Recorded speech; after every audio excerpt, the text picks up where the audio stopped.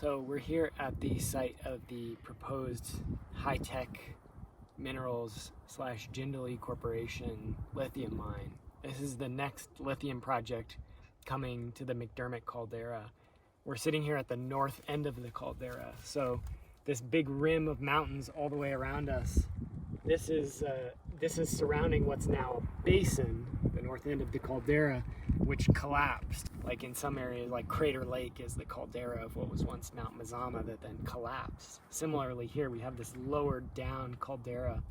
And in here is the lithium is all through the soils in this region.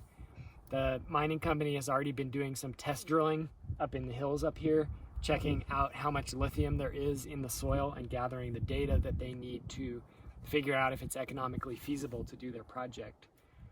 Unfortunately, I think it likely will be, although we'll see. This project is likely at least several years behind the Thacker Pass lithium mine in terms of progress, probably more like 3 or 4 years behind, but it's coming.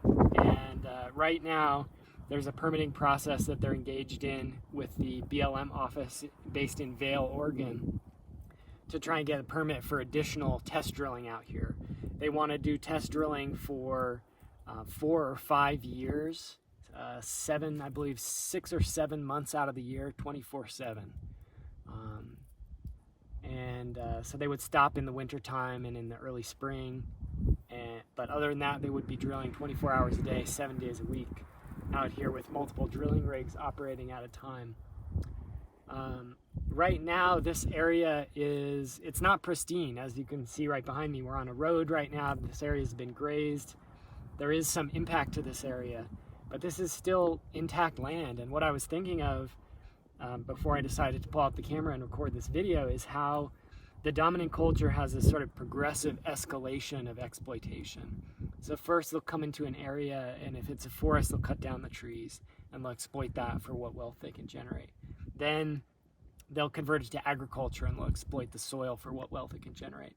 Then if there's greater wealth available by developing it for housing or building a town or something like that, they'll do that. And so that's what we're seeing here. This area has been used for cattle grazing for many years, and now the next level of exploitation is pending as we speak. The area that they're surveying is about 6 miles east to west and about 4 miles north to south. It's a very significant area out here. There's also 2 other lithium companies that are prospecting for lithium in the same basin within just a few miles of where we sit, further east on the east side of the Jindalee project.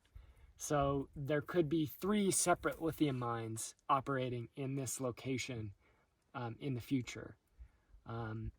Over the last couple days, we drove over the top of the Montana mountains south from here to the top of Thacker Pass, overlooking Thacker Pass.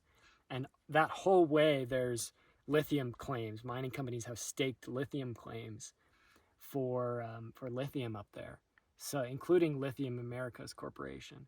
So there is a very real possibility that over the coming decades, this entire landscape could become an industrialized sacrifice zone. And we're talking about an area that's something like 25 miles north to south and 10 miles wide, a huge region.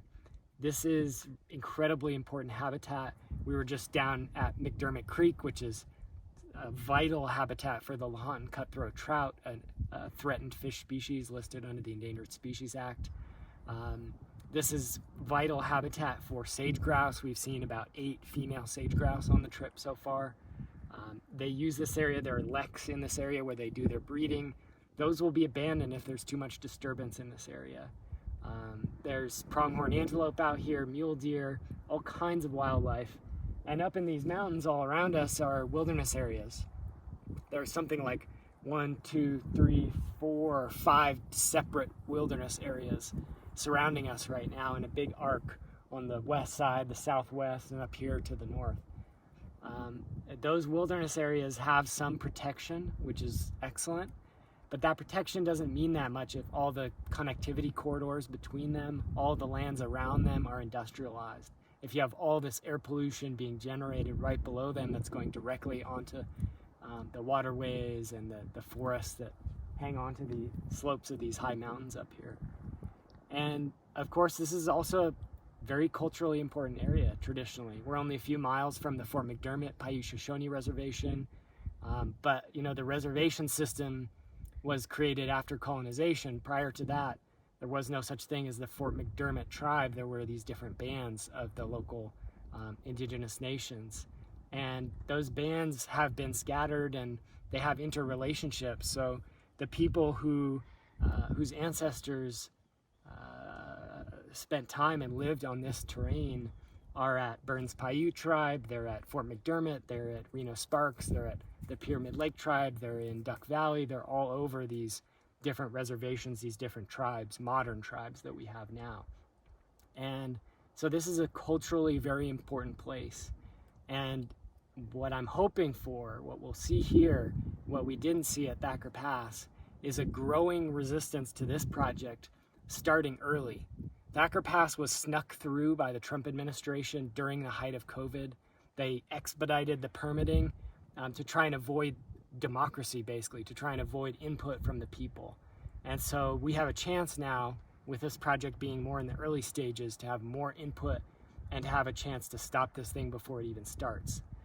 They've already done some damage with the drilling, and they can't put that right. They're supposed to remediate it. Basically, their remediation consists of heaping some soil across the road and a few rocks so that hopefully nobody drives on the road that they created, and throwing out some seeds and hoping that they germinate. It's basically a joke. So that damage has been done. There's more drilling probably coming up soon, but I want folks to stay tuned. You know, we've been working to protect Thacker Pass, and us and many other groups and individuals are going to be working to protect the McDermott caldera as a whole. And we're going to need your help.